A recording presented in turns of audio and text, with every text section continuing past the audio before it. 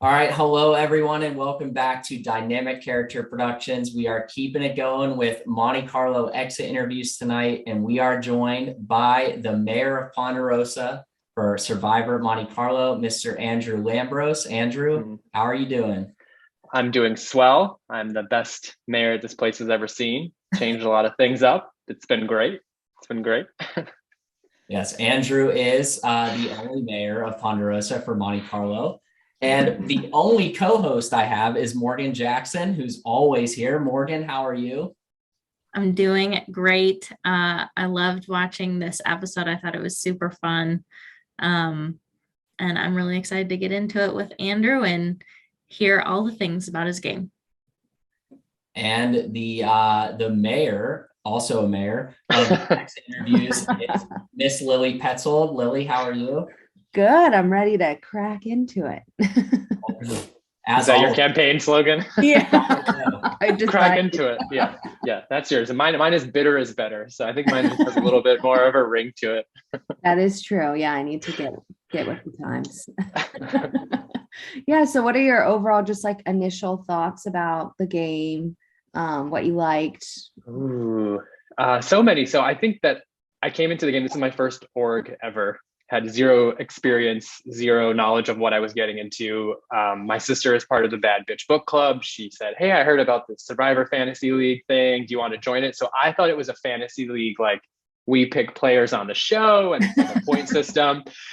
And then I started watching like earlier seasons and like the application and the package, and I was like, "Oh, what have we gotten myself into here?" Like, I just not prepared for that because I love Survivor, but I've never thought like, "Oh, I can play a game like Survivor." And the time commitment was a shock at the beginning. I'll be honest. At first, I think my boyfriend was texting my sister like, "What have you done? Like, why are you trying to break us up?" And I'm like, "Yeah, bitch, what the hell?" But it was honestly a blast. It was so much fun, and it's a great thing to do, in evenings and to be social at times when you didn't like expect to be social. To meet people that I would have never met outside of this, that were just from completely different walks of life, that are just amazing, funny, charismatic people. So my experience overall as a whole was great. I went into the game very confident that I was going to get first. And I wasn't wrong. I wasn't wrong. I was the first juror. So I still got first, just dropped the juror part. But I think that more than I would say other people that I play with, I think I played the game that I knew I wanted to play from the beginning, and I didn't want to waver, which was probably to my own detriment. But I think like the three words that I described myself as when I applied was like loyal, funny, direct. And I think I did that consistently through, because that's just me outside of the game and inside of the game. And I'm not someone who can act differently than who I actually am.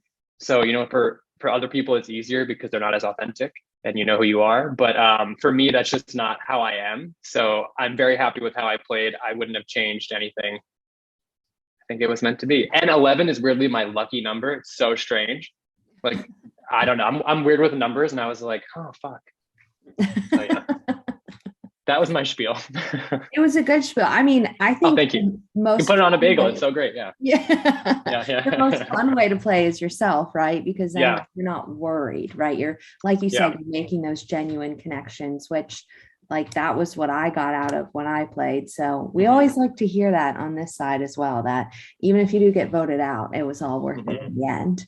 But Yeah. one thing you did mention that I wanted to note is you said it was Mhm. a really big time commitment, especially in Yep. the beginning. And I think a Yeah. part of that was this season, there was this one world aspect that we keep talking about because it really kind of shaped the game. Do you Mhm. think that, I know my words, how do you think that changed your game going in, having to like talk to Yep. 16 other people? It didn't change much going in because I was a big Survivor fan like earlier on. Like, I'm old, so I watched a lot of the earlier seasons. So I had no idea what One World was, what that twist was, anything like that. So they're like, "We're doing One World." I was like, "Well, we're only in one world, you idiots. Like, what are you talking about? That doesn't make any sense."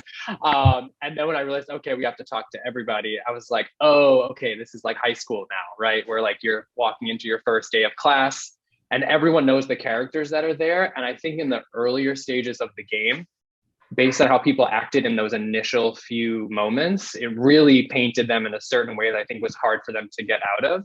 So and I said this in one of my earlier confessionals, is that I told myself going into it, whoever talked first in the group setting was going to be my number one target, because I was like, ooh, whoever talks first is going to be, that's just the person that wants to be the most vocal. They want to be friendly, be out there. And that person was Shay.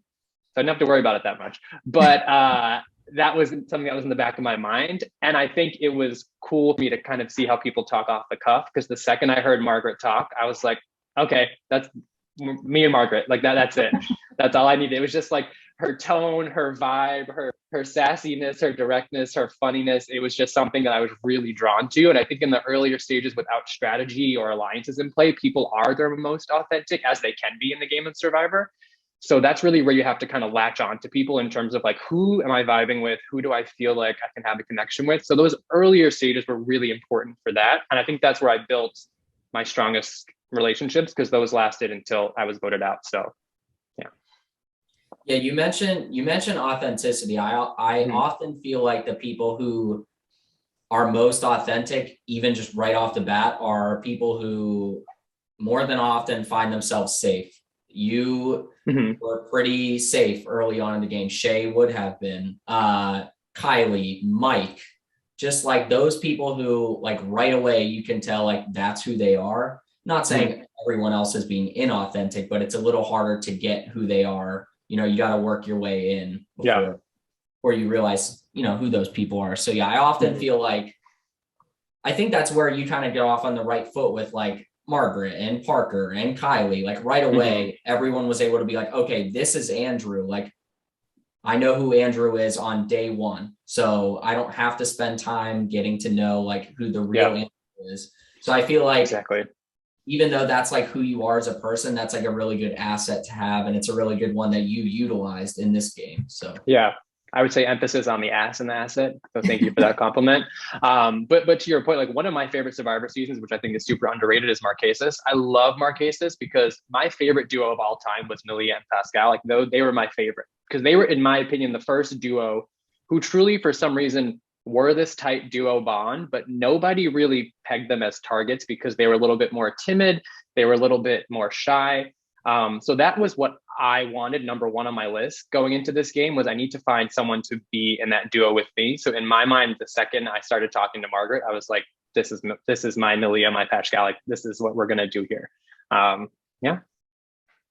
It's interesting that you like were drawn to Margaret, because obviously like, and of course we'll get to it later, but later on in the game, we kind of see like Parker and Margaret become this pair, mostly because they're kind of the only ones on their tribe that were swapped, essentially. Did you ever feel like Margaret had two really close people in you and Parker, or did it feel more like it was like a group, you know, like you weren't competing for like her number one? It did. I think that Margaret's personality is she is so authentic, and that's why I was drawn to her. So I think that her relationship with Parker was just as authentic. And if it wasn't for Margaret, I wouldn't have had a relationship with Parker or Kylie. She was the one that kind of said, hey, I've been talking to Kylie, I've been talking to Parker. They're great. Like, I think we can work with them. And that was my strategy going in the beginning, was I didn't want to be like a Nick and start messaging everybody like, hey, let's work together. I wanted to build one strong connection and then find from that person, who are you feeling a connection with? Who are you vibing with? And kind of bring that group together organically. So it didn't feel like I was doing it, you know, as a leader or as a puppet master. So I think Margaret and Parker, because they were also split up by themselves, like you obviously get tighter there. They have the Texas connection. Kylie has that connection with them as well. So yeah, I think all of our connections were genuine, but I never felt like I wasn't Margaret's number one. Do I think that if she had to pick between Parker and I, who she would have chosen? Probably Parker, which is fine, which is fine. Because I don't know, the side chick gets the better storyline anyway, and that's me. So I'm okay with that. It's funny that you say that you didn't want to be viewed as a puppet master, because that was kind of like your downfall. And I know, like even super early on from the very first tribal council, you really were the one that spearheaded the initial targeting of Nick. I think which was exciting to watch, but not what you said you were going to do. Yeah, true. And like, I've apologized to Nick post game because I just felt, honestly, I wanted to see if I could do it. I didn't know if I could get people to like listen, not just listen to me, but be persuaded by what I had to say. So I was like, okay, let me take this little nugget, which is that everybody knows that Nick is talking to everybody. Because I actually, and I've said this in a confessional, I think Nick and I had very similar strategies, which were be your authentic self to as many people as possible and kind of see who can like you can latch on to. But I was okay, I'm going to take this little nugget and plant the seed and then see if people connect the dots. And they did. And I was like, oh shit, I can do this. I can do this. But then I didn't realize that I'm just a vocal person. I talk a lot. Like I don't do well with silence. Like it just doesn't work for me. And I think a lot of people on my tribe were initially very shy and introverted. So I was just naturally talking a lot. And like when it would come time to make decisions, a lot of people, especially in the game of Survivor, will kind of be passive and be like, well, you know, maybe this or maybe that. And I would be the person to be like, well, no, like I think we should do this or do this. Like these are our options. Like not having an opinion doesn't work right now. And so I guess that's where my directness comes into play. But yeah, I didn't realize what I had done until it was the immunity challenge, the episode I went home and like they were asked to pick 2 people to go. And I was picked back to back by 2 people from the OG Serpone. So I was like, oh, girl, you've done it. And the Survivor is the only like environment where being the Beyonce of Destiny's Child is a bad thing. Like anywhere else, I'd be like, I'm Beyonce, I don't give a fuck. But like in Survivor, it's a bad thing. It's like Kelly and Michelle are behind you ready to kick you out. So I was like, yeah, I knew then that it would be an issue. And like if you watch back in the episode, well, I don't know if you would, but I don't want to watch it back. I'm looking off screen a lot because I was literally texting my boyfriend, like, I think it's me. Like, I think I'm going home. And this was like during tribal. And I think I've said this like previously, because I just felt like people's body language whenever I was talking or someone said my name was totally different than it normally was, especially the people that, you know, I was on Root Chem with from the beginning. It's something just changed. It was a weird vibe. And I've always seen on Survivor and people are like, oh, I just felt it. Something felt it. I was always like, how do you feel it? What are you talking about? I felt it. I definitely felt it. And I wish that we had recorded like when you're in the voting room kind of waiting to vote, because it was so obvious then. I was just like, usually like I crack jokes and maybe they're not funny, but people usually laugh at them just to like, I don't know, pacify me. So I just shut up. But it was like talking to brick walls. Like no one was kind of responding. It was like very somber. And when they were like, okay, Andrew, go to vote, everyone kind of looked away from their screens. And then when I came back, everybody looked away from their screens. So I was like, you mother blankers. I was like, it's happening. It's happening. Yeah. But I think that's like such like an interesting look you give on like the puppet master take. Cause I brought it up in Elijah's exit interview about how like you could just never recover from the one world phase. And now I'm kind of thinking it might be the same for you. Like you only went to one tribal after that, between then and the final 12, and there was no, I mean, it was the same vote. So like, there was no opportunity for you to go to another tribal to like lay low. Like you were just labeled as the puppet master, which I think still took place in like some Zoom calls and like maybe stuff, but there was really no opportunity for you to get that sort of target off your back. So Yeah, I agree with that. And I think that, and I said it in the episode I went home, that I realized going into the merge that it would be a different game. And we all know that when you bring 2 tribes together, right, there's going to be a leader of both, that you can't have 2 leaders. So someone's got to go. And I wanted to kind of lay back and be less vocal, but that's just not in my nature. I think I'm just naturally funny and charismatic. And like, even during the immunity challenge, like I was cracking jokes and I was shocked to be in the top 3 of that challenge, because I had been saying for weeks that trivia is not my game. I suck at Survivor trivia. I only know like the first like 6 or 7 seasons. The fact that I got a question about Amazon, which is Jenna's season, I was like, but I think that fucked me over, because I think, okay, you think I'm the threat, you think I'm a leader. I've told everybody I'm bad at trivia, and here I am like giggling like my way to 3rd place. You know, that doesn't bode well for me.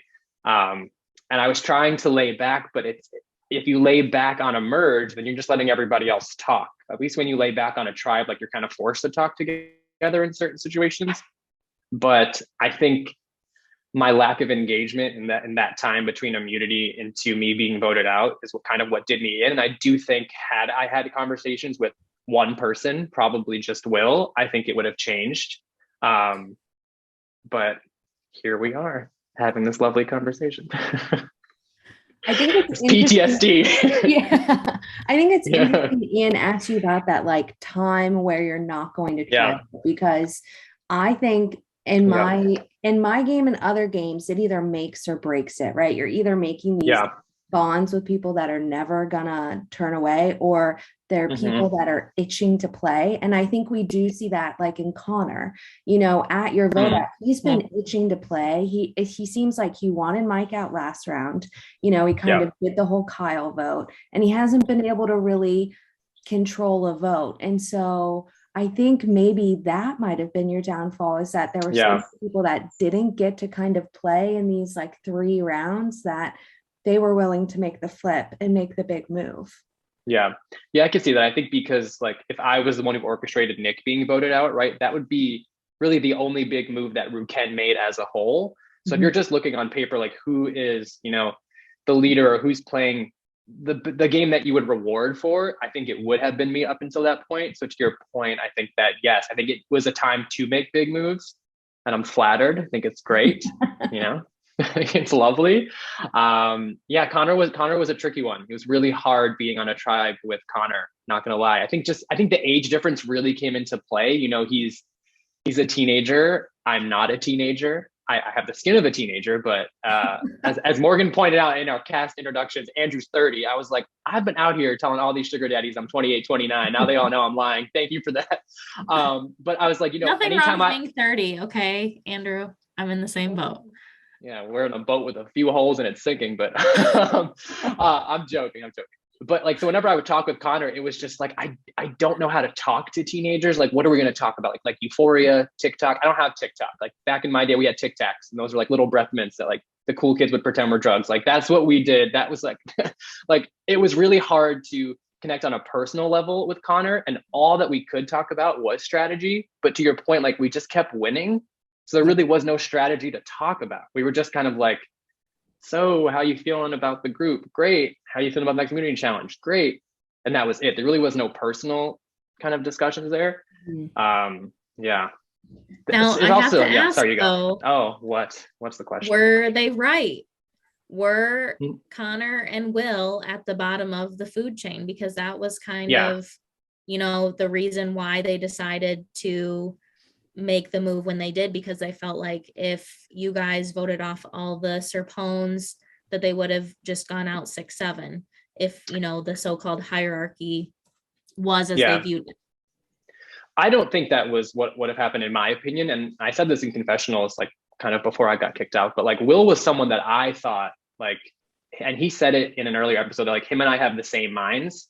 And I think that my plan was to, when we were to get down to just Ruken, which was obviously an ideal world, but like Will was going to be the person that I wanted to pair up with and work with, because I knew that Margaret had Parker.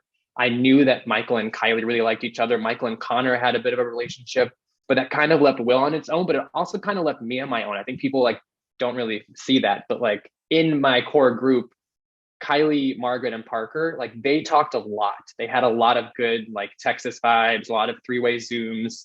And I was kind of brought in as the fourth. So I don't necessarily think I was even in the top of, the Ruken structure there.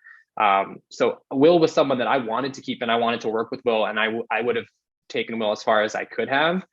Connor, I would have maybe made a move on, only because he was the one person in the tribe that I just didn't have a personal connection with. So there wouldn't have been any bad blood or hesitation in my mind to be like, no, I'll keep him. So I think Connor was kind of right, but also I don't like to give him any credit. So. He was wrong. He's a child. He doesn't know. And does he even have a driver's license? I feel like too, the Kylie Mike relationship also was to your detriment, because if Kylie and Mike don't have such a tight relationship, I feel like she's much less likely inclined to go work with that side of the numbers. Yeah, the Kylie and Mike relationship really shocked me. One, because I will stand by it. I do think it is an advantage having someone in this game that that you can go to for complete, you can confide in them. They're not gonna lie. I think that is an advantage. And I think that they used it so poorly, like in watching the episode. What I was hoping to get from the episode was some context or clarity, because I don't really care if you blindsided me and voted me out, but I just kind of wanted to know the why. I wanted to see the scheming, to see the understanding. And I think even what you see in the episode was, and I think Kylie would attest to this, is that I was always pro Mike. I never wanted to vote Mike out. I was always like, we need to keep big targets in the game, because I knew that would always be a part of the conversation if you keep another target in the game. Connor was always pro, let's vote out Mike. So I'm like, if Connor's always pro, let's vote out Mike, he's at the bottom of our Rukhen alliance. Like, that would have been, in my opinion, for Kylie's game, a better and easier pitch, or an easier person to flip on. I just don't understand. I didn't get an understanding as to why it was me. Like, yeah, sure, leader or whatever, if that's what they're going with. But yeah, it just didn't make sense to me at the time, because if I was in their shoes, that's what I would have done, is I would have kept, I think it would have been in Mike's best interest too, to keep a bigger target in the game, because there really weren't many left, in my opinion, once I went away. Yeah. I think feel like, oh, Go ahead, Lily. Lily. I was just gonna say, I think you see in like Mike's reaction to Kyle going home is like his best, his person other than Kylie was just voted out. So he wants to take out somebody that he feels like is somebody else's Kyle. And I think if maybe you had gone for Connor at that vote, which was my biggest question really for you going into this, is why not go and vote out Connor at that, like right before the merge vote out? Why go for Kyle when you had been pitching going for Connor to Kylie if you guys had gone to tribal? I think that what I didn't want to do in that pre-merge vote is, that was never even an option in my mind, because I didn't want to have the original Rukhen that were safe from that vote thinking that, oh, Andrew's not loyal, he is a flipper. Like, I didn't want Margaret, who was on the other side, Will, and it was Margaret and Will. They were both the ones that were safe. And going into the merge, there is a great advantage in having the numbers, right? So 7 and 4 is a great advantage. 6 to 5, that's a lot more tighter. And I didn't know anybody on the other tribe that intimately, so I couldn't trust or know if there was any way that I could build a relationship or get any cracks.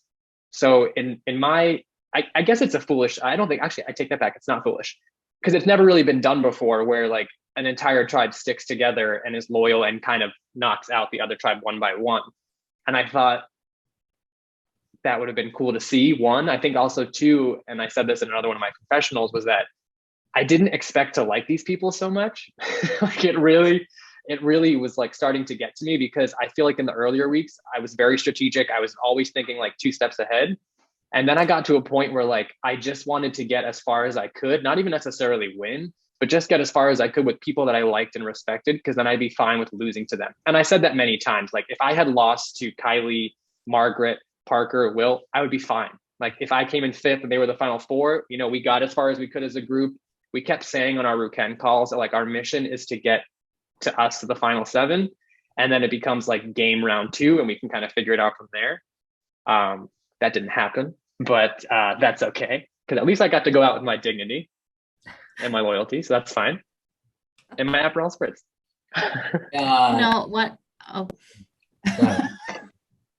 What I was gonna say when Lily went, because you were saying that voting out Connor would have been a better move for Kylie than voting out you, which I can definitely see like the pros to that. But I think like when I look at it from the outside, you have much more social capital than Connor, right? And from her perspective, you were Rukhen strong, which eventually means vote out Mike. Right. And, even though Connor is saying he wants to vote out Mike, he doesn't have necessarily the social capital to make that happen, even if it is what he wants to make happen. That's at least what I see. Looking I from can see the that. outside.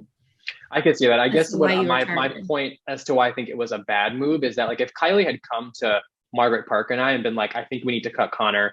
He's played this game before. We know he can win advantages because he's told us that he won one. He has another, like, there's a chance that Margaret Parker and I would have been like, okay, like if this is what we want to do now and now's the opportunity, like let's do it. And that would have allowed her to keep the relationships intact of me, Margaret, and Parker. I think when you flip in a group. You're not just flipping on the person that you blindside, you're flipping on the other people as well. So I think she put herself in a very vulnerable place to where, sure, great, you and Mike, you've done your thing, but you've now screwed over other people, that were on Ruken that did trust you. So that trust has now gone away after all this time that you built it. And I think it will put into question for them, can they trust her? I think it will put in people on the Serpone side, like, oh, like someone always thinks if I flip, I'm making a good move, but you're making both sides question your loyalty so I just don't think, it just seemed like a complete left side move from everything she's done up until this point. And I spent a lot of time talking with Kylie. Like besides Margaret, Kylie was the person I talked to like second. And yeah, we talked strategy, but we talked a lot just like about personal life, like our everyday like stuff that was going on. So yeah, there was a huge part of me that was like really hurt by it, because I had been saying this entire time, like, just let me know if it's going to be me, because I don't have the energy, quite frankly, to like change anything. They all knew I didn't have an advantage. I didn't win immunity. I was just a sitting duck. So it kind of just felt like there was like a venom or a vindictiveness there that I saw in the episode, especially when she was speaking about me, that I did not expect. Because I never felt or thought of any of those things towards her. And I know that courtesy was given to others at other points. So I'm just like, okay, it seems pointed as to why it wasn't, but I can't change how people are authentically. I can only be myself. That's the nicest thing I can say. I would like to give Kylie not credit, right? But yeah, the episode, this is not Kylie's move, right? I see this as Mike's move. Mike told her he had the numbers and she went along with it. So, yeah. I mean, and that was my perspective, not that that's what actually happened, but it might have just been too late in the game. I mean, yep. I've been at that spot where we had to tell somebody that they were going home, and I sat with my head down because I couldn't even face them, and we weren't even voting out for like hours, for like half a day. You know what I mean? So I do. Yeah, I feel for you there. That is a hard part of the game, is like if you get voted out or whatever happens, like you're spending hours talking to these people. Yeah, and I think point.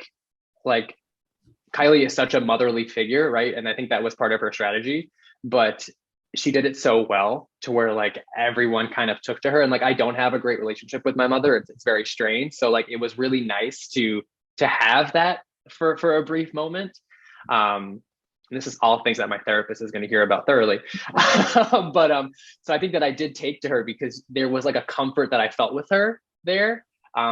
And then like to be completely betrayed by her just opened up like complete old wounds from when I was like 3 years old. I was like, you never loved me. It's like, dang, so deep. Yeah, so deep. Yeah. Well, that's my game, hard and deep. That's all I do. Yeah. Yeah. Who wants to play a flaccid game? Come on.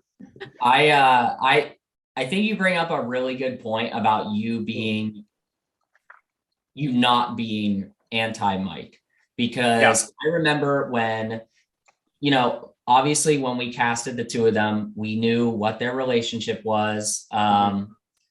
You just kind of hope that doesn't, take people out of the game. And Kyle happened to be that person this season where like, if Mike and Kylie don't know each other when we filmed it originally, when Kyle goes out, I was thinking like, okay, if Mike and Kylie didn't know each other, Kyle would have stayed.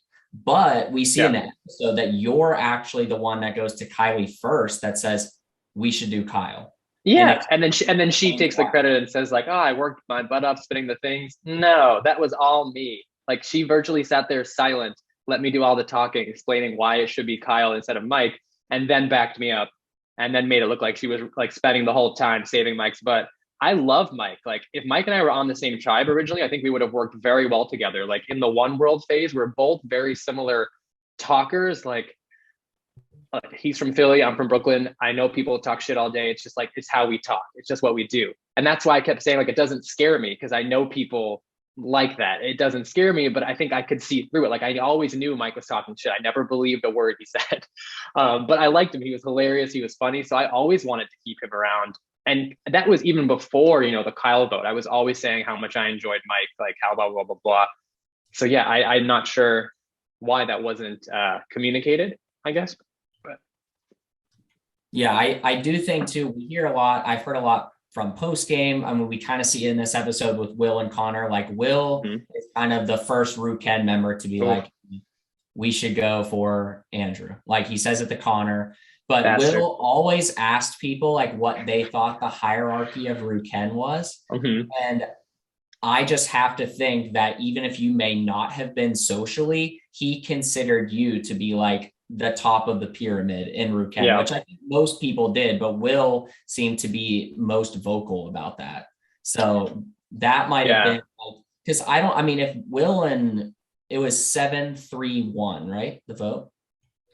Something like that. Yeah. 7-3-1. So if Will and Connor don't flip, then it could be 5-5-1 or 5-5, and then Kylie's like the tiebreaker vote. I don't know if Kylie goes against everybody in Ruken, but the fact that there were some other people there in Ruken as well, and because if she flips and it's just her, like, I mean, you can kind of put 2 and 2 together a little faster of like, oh, she must have a good relationship with somebody from Serpone, and she's only been on side with, so.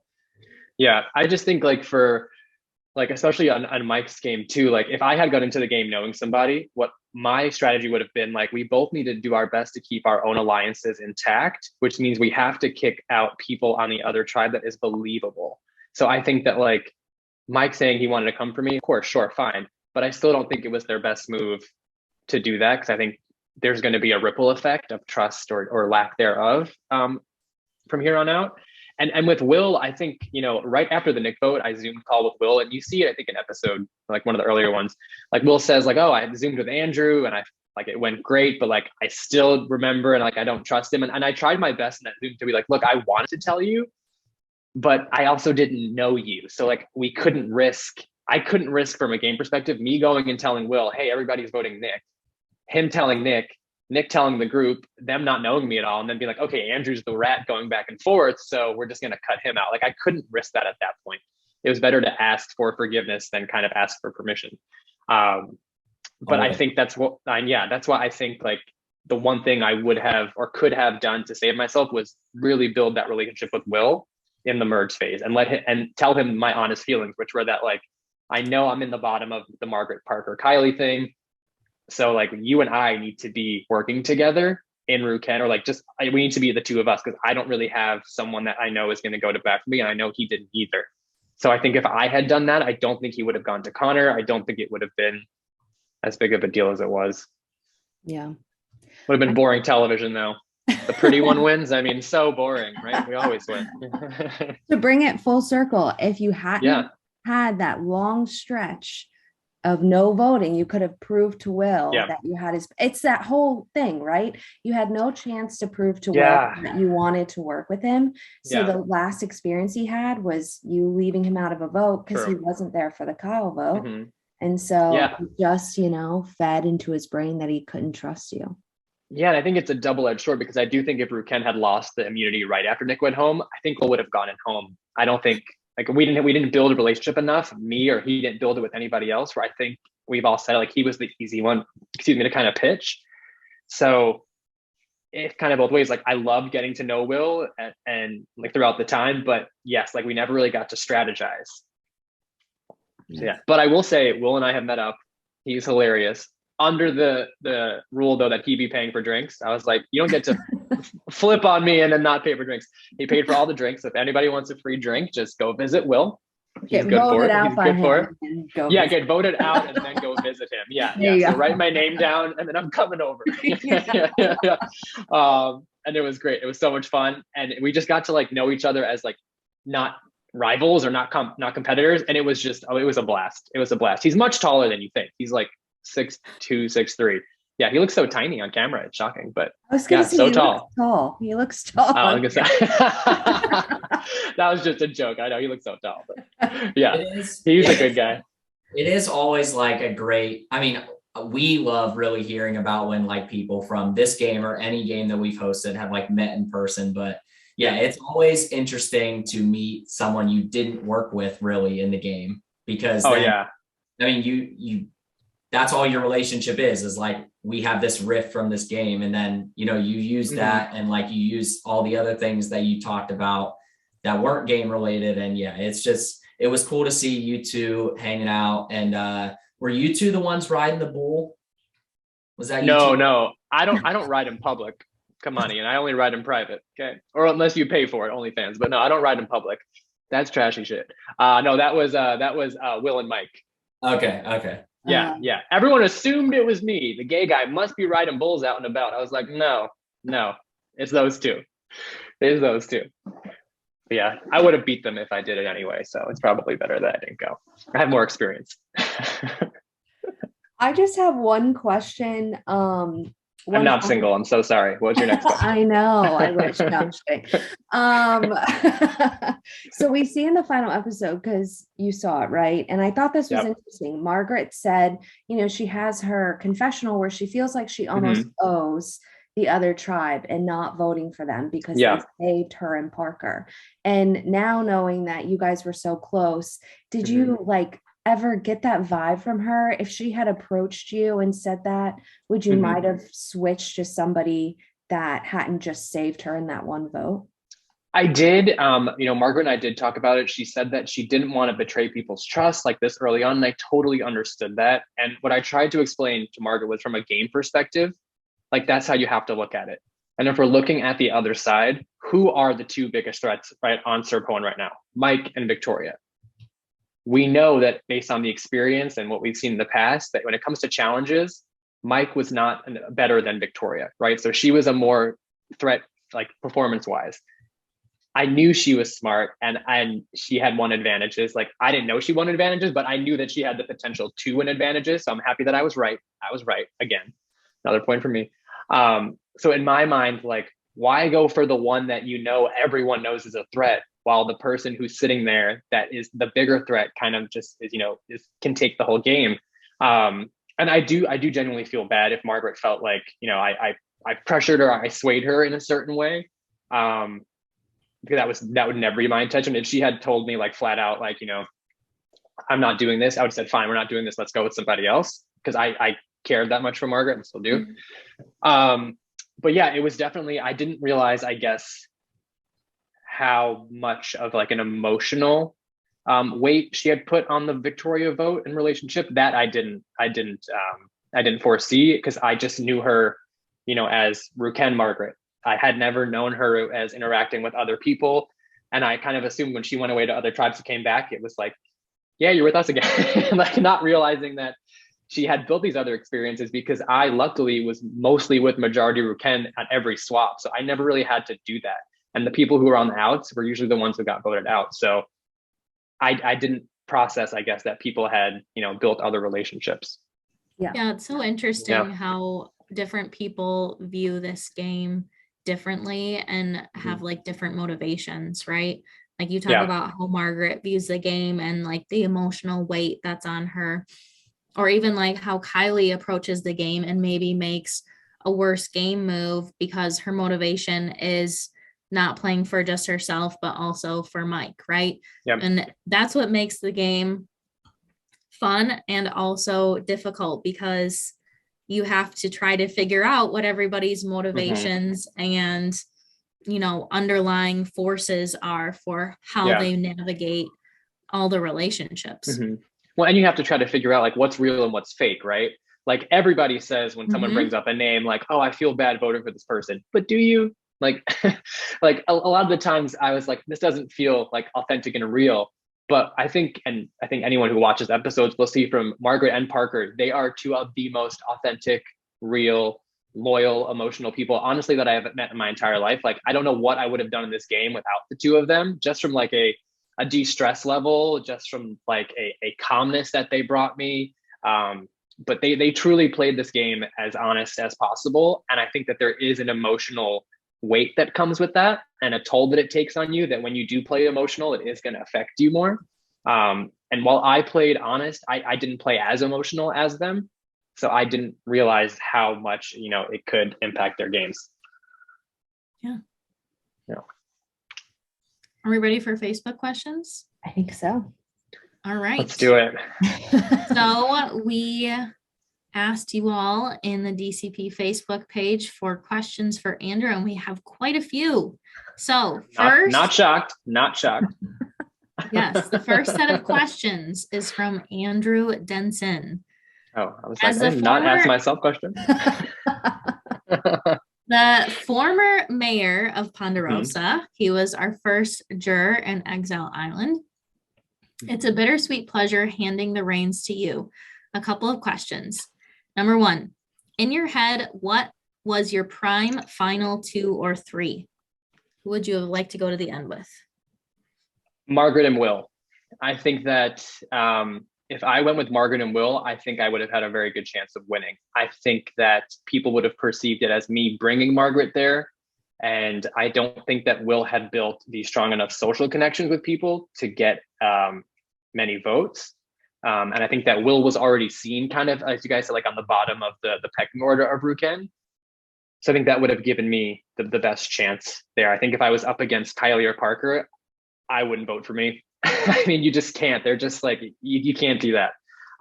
Michael, I wouldn't have won against Michael. I wouldn't have won against McKenna. I don't think I would have won against Jonathan, Victoria. So in my mind, Margaret and Will would have been the best chances for me.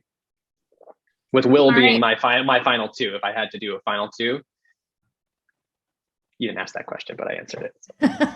I did say final 2 or 3. so- Okay, there you go. Yeah, well, as from one Andrew to another, we like to ask long-winded, difficult questions. So I get it. Well, he's not done. There are a couple more. Okay. So number 2, what was your favorite challenge in the season? Favorite challenge in the season, I think, was charades. The charades community, only because I love charades. I play charades all the time. And like, I have a twin sister and we're very competitive. And we have these like little mannerisms that we do when we're playing games with family and friends. We're like, we know what the signs are, but nobody else does. And that's one of our things for charades, which is the letters. So it was just so fun to like see us do it and just demolish. Like that was just so much fun, because watching it like at home, I'm like, the other team sees what we're doing, but they're not doing it. Like, why don't you just say like, hey guys, we're going to start doing letters. 1 is A, 2 is B. Like, that's just so simple. So that was my favorite one from that perspective. Yeah, you guys definitely broke that challenge. So Yeah. thank you Future for rule that. inventor as mayor. Future rule inventor. You're gonna be like, you have to do charades with your hands and legs tied. It's a quadriplegic charade. Good luck. It's gonna be very difficult to do. All right, third question. Mhm. All-time Survivor Yep. crush. You must answer this. Ooh, this is so easy, and it's so embarrassing because I got this question wrong when in the immunity that I got voted out for the trivia. But it's Aris, to the point where like I was obsessed with Aris. He was my wallpaper. This is like so depressing. But like I don't know what it was. I was just like fully invested and involved. He's like a yoga teacher, so I was like, ooh, let's do downward facing dog, missionary, whatever you want to do. So he was top of the list. Sorry to the man in the other room, but yeah, Aris was top of my list. And if he wants, to meet and apologize in person, happy to do so. I'm kidding. Love it. I'm not kidding. All right, last one, more of a statement. He said, as my first draft pick to be voted out, it's unfortunate, but Mhm. I think you were definitely killing it this game, and it was a pleasure to watch. Oh, that is so sweet. Yeah, I'm sorry to be the first draft pick kicked out. I knew I was going to be on his team though, the second that I saw his name. And I know he went to RPI and he was like, oh, I can't pick Andrew because he goes to Siena and their rival schools. But my twin sister went to RPI. I spent a lot of time at RPI. I love RPI. A lot of times I've been blackout at RPI. So great times, great times. Probably see me there. Nice. All right, next Yeah. question from Alex Cousins, our winner of Exile Island. Did you plan to keep your OG tribe to final 7 or try to make a move before that on someone like Connor or Will that it didn't seem like you were as tight with? We kind of talked about this already, but if Yeah. you have any. I truly would have, and I think that they would have thought that I would have too. That was always my mission, which was worry about like what goes on when we get to the top 7, because I knew in my brain that like 7 people is a lot easier to manage than a merge of 11. So I was like, why are we even entertaining these ideas of flipping and bringing other people in? And I think, quite honestly, I think it would have been better for well, for the group and myself as a whole. But yeah, I would have never turned on them if someone didn't bring it to me and like have a real reason to, like, unless it came from Margaret or Kylie. I don't know if I would have flipped on anybody, because they were the only two people that I genuinely listened to and would have been like, okay, if you feel this strongly, maybe we flip now. But no, it was my intention to go final 7 all Ruken. Nice. All right. Next question is from John Millsip, one of our production members. Mhm. We see different people say that they know you take other people's ideas for targets and make them your own. Was there ever an instance where you realized people were manipulating you? Yeah, I don't know where that came from. And on the episode, when everyone was like, yeah, like Andrew takes people's ideas and runs with it. Like, no, I'm a pretty individual thinker, and I would never run with an idea unless I believed in it or thought of it. So yeah, I don't know where that came from. I think it's some people projecting, but yeah, definitely not something that I didn't do it consciously. Maybe I did it subconsciously, but no, I'm not really a follower. That's not really clearly. It's not just like, it's not in my blood. So yeah, I don't think I did that. And if I did, whatever. Yeah, It's I also- don't know that people necessarily were manipulating you to make a certain decision, Mhm.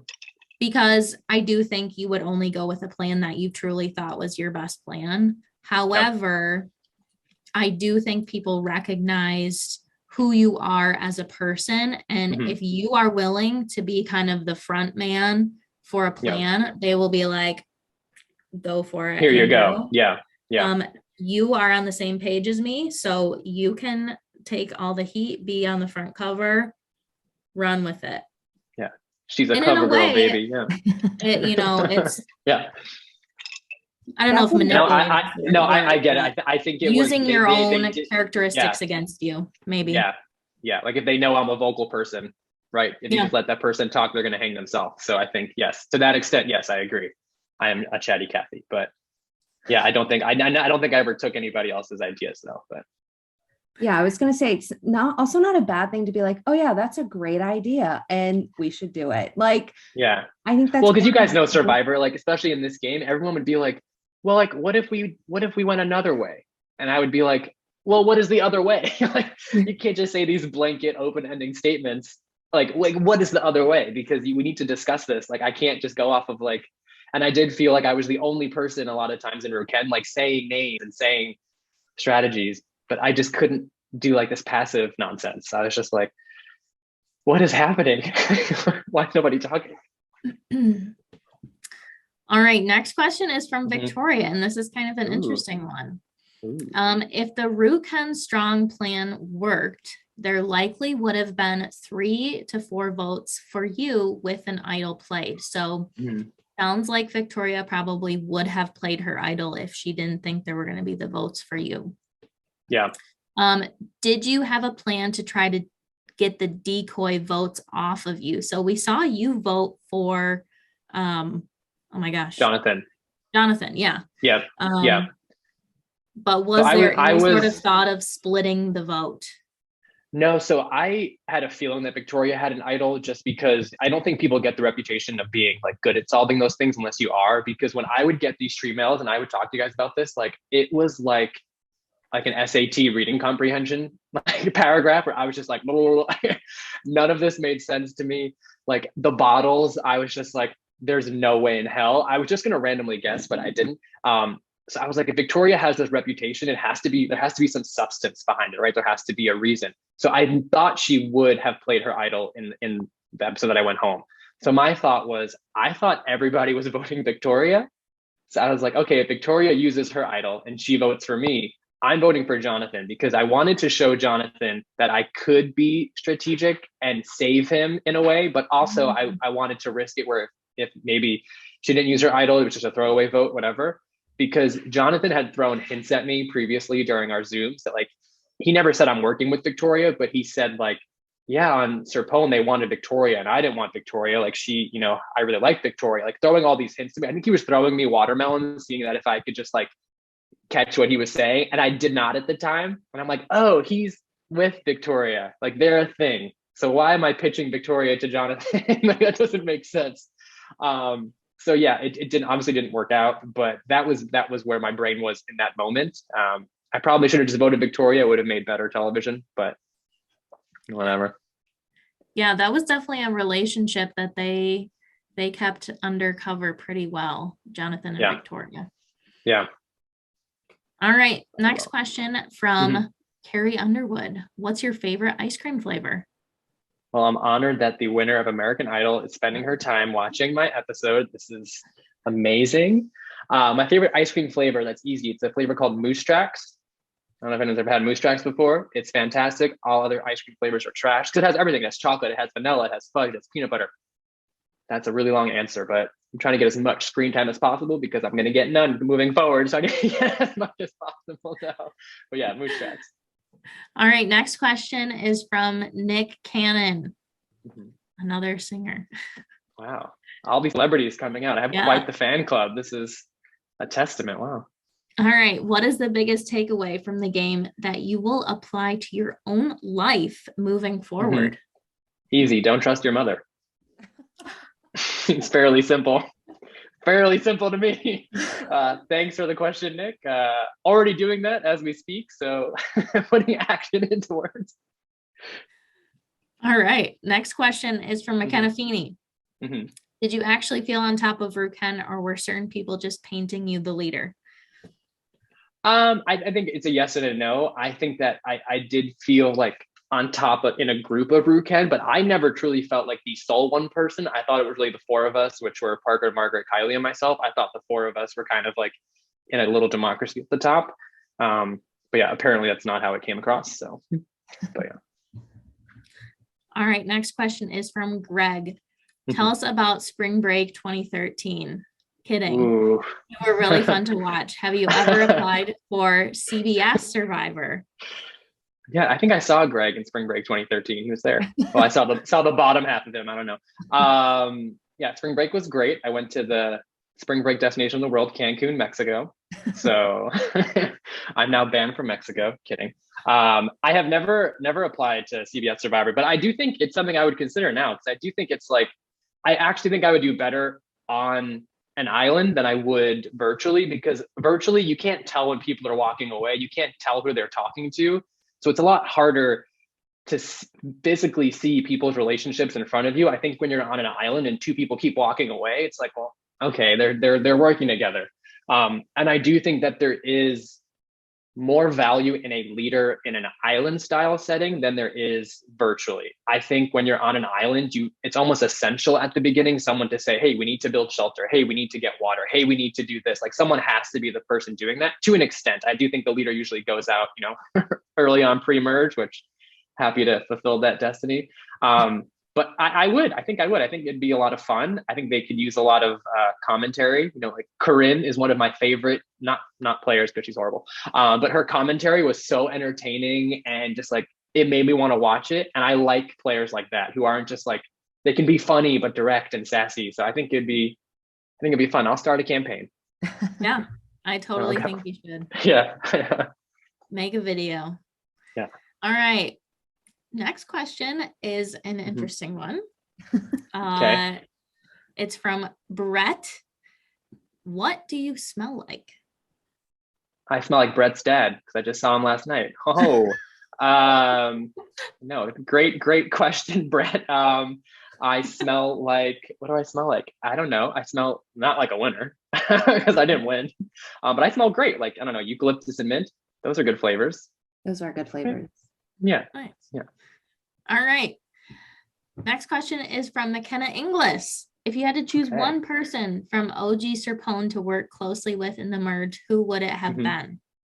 It's funny she asked this question because it would have been McKenna. McKenna is someone that I really took to her in the One World phase, and I helped swing people away from voting her in that first initial vote where we thought we were going to tribal, and the boys club wanted to get McKenna out because I felt a similar authenticity with her that I felt with Margaret. So I think we would have done really well together, like the three of us, even with Parker. I think that would have been a really cool dynamic. And watching her throughout the episodes, she is authentic and truthful, and she has a really hard time not being, herself. And that's the type of player that I would want to play with. So it would definitely have been McKenna, even though she voted me out. But I still want to work with her. Last question is from Will. Okay. If OG Ruken would have gone to tribal for a second time, would I have Mhm. been the next one to go, or would you have targeted someone else? So I know that you kind of said Yep. if you had gone immediately after, it would have Mhm. been Will. But let's say it's like the vote right before the swap or something like that. Do Yeah. you think that there would have been enough time to move the target off of him if that's something you wanted? Yes. Well, first, thank you, William, for writing in. Good friend. No, yeah, I think that's accurate. I think if we had gone right after the first loss when Nick went home, I do think Will would have gone home just because none of us really even had strong relationships at that point. But I think at any point past that, I think it probably would have been Connor because I know that like between Kylie, Mark Parker, and I, he was the one that we were all questioning and iffy about to begin with, and we all had a one-on-one great relationships and talks with Will. And I was always helping push Will to the group, which is ironic. It's funny how I kept pushing people who clearly wanted nothing to do with me, but that's fine. Yeah, so I think I would have stuck with Will if he had come to me at the merge and been like, "Hey, I think I'm on the bottom," like blah blah blah blah. Like I would have completely reassured him and been truthful, which is what I was. So yeah. Yeah. And he said, also, hopefully the 76ers play the Celtics in the next round and we'll catch a game. And this time you're buying drinks. Also, No, Margaret he's buying drinks for eternity. Margaret posted this question 14 minutes ago. So Ooh, fresh, hot off the press. hot off the press. From Margaret, Mhm. what song gets you crying in the club and what song gets you to the dance floor? Oh, Margaret, she always asks these types of questions. My God. So which song gets me crying in the club? And which Crying song in gets the me club. to the dance floor? Yep. So crying is easy, would be Dancing on My Own by Robin. It's like the best, like Great happy, song. sad song. Great Yeah, song. great song, great song. We've all been dancing on our own, you know, sometimes not by choice, hashtag prom. And which song gets me to the dance floor? Ooh, okay. So recently, I think it's because it came out during the pandemic and I never got that like moment in the club. But you play Rain on Me at a gay club, it is a fucking rush. Like people run like they've never heard music before in their lives. It's like, girl, it's just a song. Like, calm down. It's like literally going to start raining because we're going to break this club. So that would be the current one. But personally, my go-to like bop song is ooh, that's hard. Purple Rain by Prince. I love Purple Rain by Prince. It's like one of my favorite songs of all time because everyone thinks it's so sad. It's a great song. Thank you, Margaret, for the hard-hitting journalism. Great answers. And great questions from the Yeah. Facebook group. Thank you, everybody. I know Ian has a question, but we do like to ask everybody if you Yep. could sum up your game in one word, what would it be and why? Ooh, okay. I think it would be, this is actually Ian's favorite word, moist. And I'll tell you why. Only because I truthfully didn't think I would sweat as much as I did on these Zoom calls. Like I was always wearing a sweater or like an athletic zip up because the sweat was just like, it was out of control. I was just so anxious and so nervous. It was, yeah. So that would be the word. That's the joke answer. The real answer would be loyal. I think I played a very loyal game, even to my detriment. I think loyalty was the one thing that I wanted to stick to. I think that like even with with Nick, I didn't consider that lying to Nick because I had already decided to be loyal to Margaret. So to be loyal to Margaret, I had to not tell him the truth. So that was my way of rationalizing it in my head. But yeah, I think loyal would be the word. I agree with that. Yeah. Moist is not my favorite word. You sure? Say You my sure? favorite word. Yes, I'm not gonna say my favorite word. It's dry. It's dry. We know it. It's dry. My question that I've been asking this season Yep. is from marooning till right now, you've been voted out. Which player are you most impressed by and why?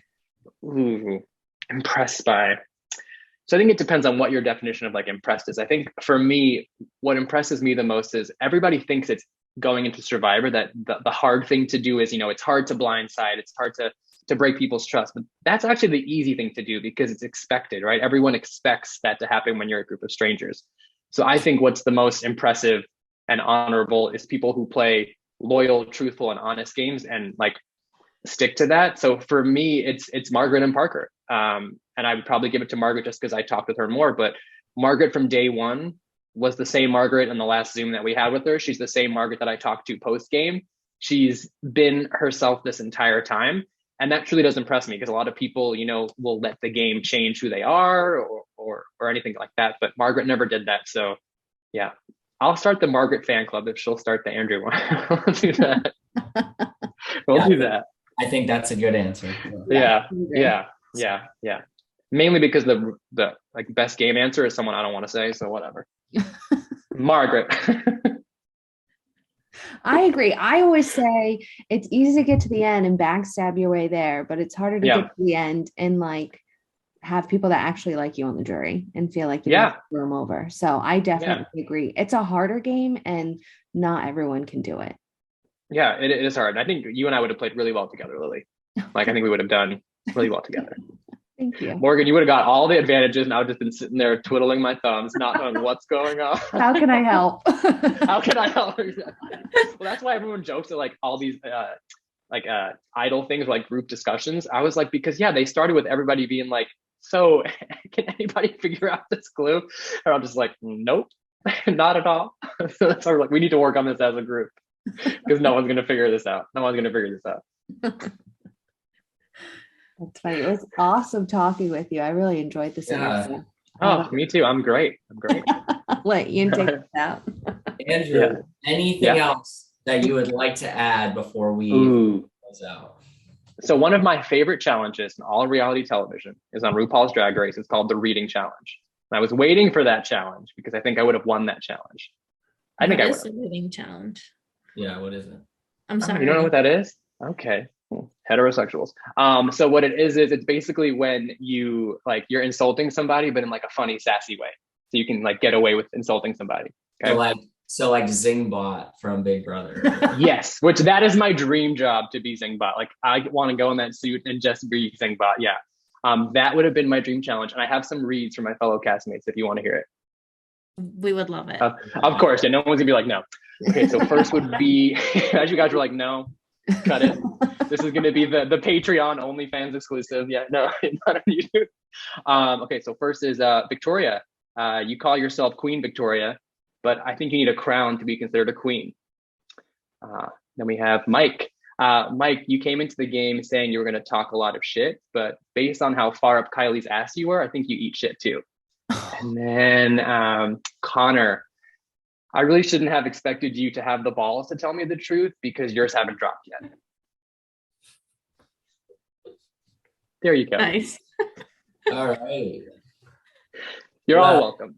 I'll put my Venmo here because I've been a pro bono comedian for like 39 days. Well, oh no, this has been your favorite chat yet. Don't play. Don't play. I don't know how to follow that one up other than it was great talking to Andrew tonight. And I'm sure that if you've made it this far, you've definitely had some laughs along the way. Tons of laughs. Yeah, lots of you told us all season that like anytime you show up to a confessional that like our favorite player was there. So yeah, and I don't think I'm wrong. Well, maybe not favorite, that's a hard word. But I think you always knew you were gonna have a good time, I mean, yeah, that's definitely true. But that's what my pimp would tell all my clients too. I'm like, you always have a good time with Andrew. Yeah, but no, I'll be back for All Stars. I'll do All Stars, but I think I need some time away. I don't think I could do a mini. Let me just say that. I don't think I need breaks. I need time to think. Minis seem insane. But yeah, I'll do an All Stars. All right, we'll keep that in mind. But no trivia, okay? Or do trivia as like a group, like an immunity tribe trivia. That evens the playing field. Well, we will let you know about All Stars, but in terms of Survivor Monte Carlo, tomorrow night's episode number 8 will air at 8 p.m. on YouTube, and then we will follow up with our cast assessment for that voted out castaway on Saturday and the weekly recaps with Alex on Sunday. And we will see you next time here on Dynamic Character Productions.